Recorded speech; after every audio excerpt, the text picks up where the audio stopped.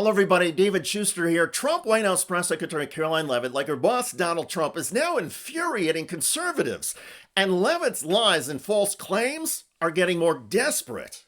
But of course, any donation to this government is always done in full compliance with the law. The Trump administration supports compliance with the law?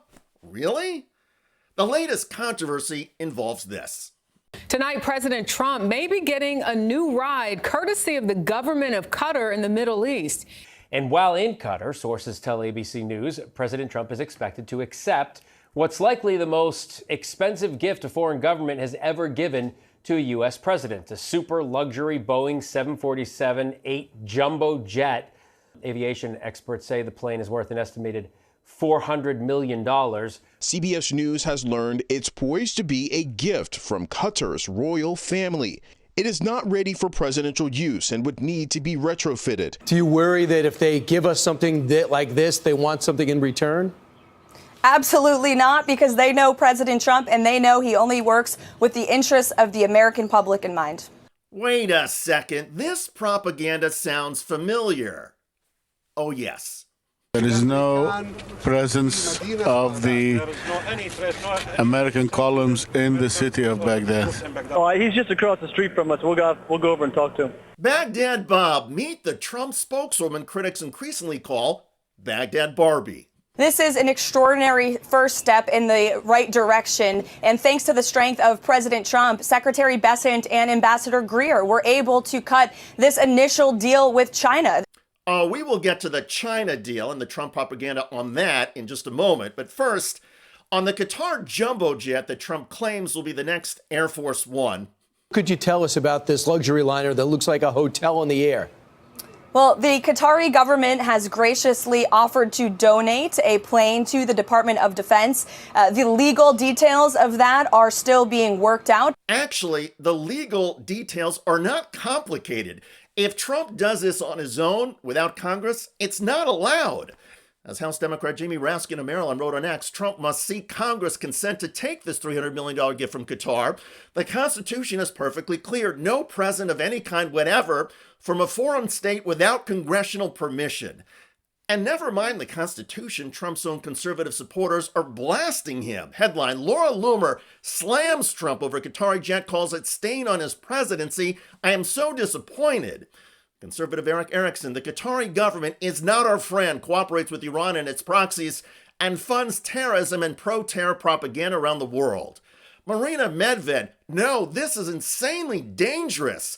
Just handing her national secrets straight to Qatar. But back to Trump Press Secretary Karoline Leavitt. On this day, she tried to also spin this. China agreed to reduce their tariffs on the United States by 115%. They also agreed to continue having discussions. Wow, China agreed to continue having discussions with Trump's team. Amazing. Also not so amazing, the reduction in tariffs that Leavitt mentioned are only temporary since there's still no overall deal. Plus, Mediaite headline, Trump was forced to back off. Fox Business reporter drops blunt analysis of Trump's trade cave. Charles Gasparino on X. I guess the notion that tariffs will pay down the deficit and for the tax cuts is off the table. Also, there is no agreement on rare earth minerals that the United States needs from China. I also know that the administration is working overtime 24/7 with a dedicated team to onshore that very critical supply chain here at home. After building the greatest economy in the world in his first term as president, President Trump is in the process of doing that all over again. We crushed the forces in Saddam International Airport, and we cleaned the whole place of the airport. Hey, you're coming from the right side. The American people trust in President Trump. Actually, according to all polling, a strong majority of Americans do not trust President Trump. And Karoline Leavitt isn't exactly helping the Trump White House with credibility. And President Trump was instrumental in negotiating a ceasefire with India and Pakistan. This is all in the last week. Actually, officials in India and Pakistan dispute Trump's claim of being instrumental. Headline, India-Pakistan war. U.S. has made a big mistake by taking credit for the ceasefire, Kanwal Sibal. Quote, Foreign Secretary Kanwal Sibal criticized statements, particularly from U.S. President Donald Trump, suggesting American intervention was key to halting the conflict, thereby diminishing the roles of India and Pakistan in the decision. So the president is signing an executive order today that is going to implement most favored nations drug pricing and is going to reduce the cost of drugs in this country by more than half at least. America is going to pay a better rate and a fairer rate to the rest of the world. That's what the American people deserve. This is huge news. And would be huge news if a U.S. president could unilaterally set industry price controls like in a communist country. But experts point out that all Trump can do is lobby and put public pressure on pharmaceutical companies to lower prices. And by the way, Donald Trump signed an executive order his first week in office that raised prescription drug prices. And again, Donald Trump has lost credibility with most of the American public and has also lost the trust of many of his own supporters. A clear majority of Americans simply do not believe Trump on most issues and do not think he will use the power of the presidency responsibly. Look at where we've jumped to now. 54% of Americans have no confidence that Trump will use the power of the presidency responsible. And so this just tells you on every single different data point you could possibly look at, whether it be Trump's overall approval, whether it be the issues for Donald Trump, or how he conducts himself in office, all of these numbers are pretty much terrible for Donald Trump at this point. But let's put aside public polling. What about real accomplishments? President Trump's efforts are working. We're going to run 90 deals in 90 days is possible. The Time interview with President Trump. He said that he has made 200 deals on tariffs. 200 deals? Who has he made deals with? I believe that he is referring to sub-deals. Okay, we now have sub-deals with the United Kingdom and China. But neither are full comprehensive agreements. And even if you only want to count framework agreements, the Trump administration has only announced 2 so far, not 200. The bottom line is that Donald Trump and Karoline Leavitt are flailing.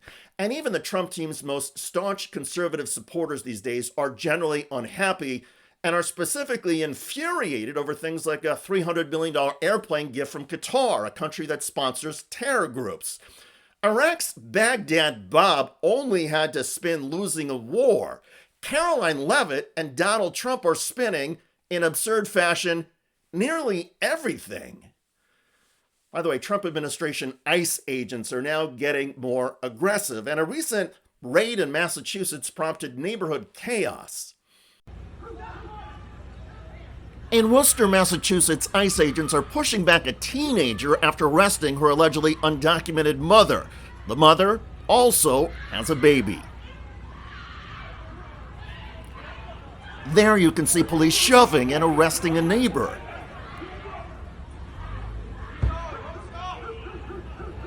Amidst the chaos, more than 25 people surrounded the ICE agents and demanded they produce a warrant, but the agents refused.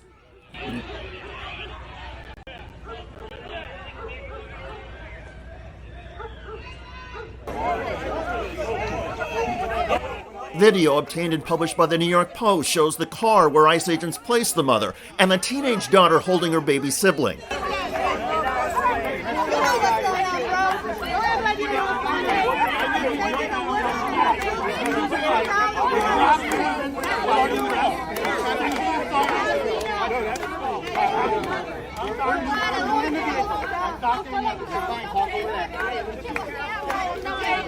At one point, the teen and another girl, now with the baby, placed themselves in front of the ICE vehicle to try and block it.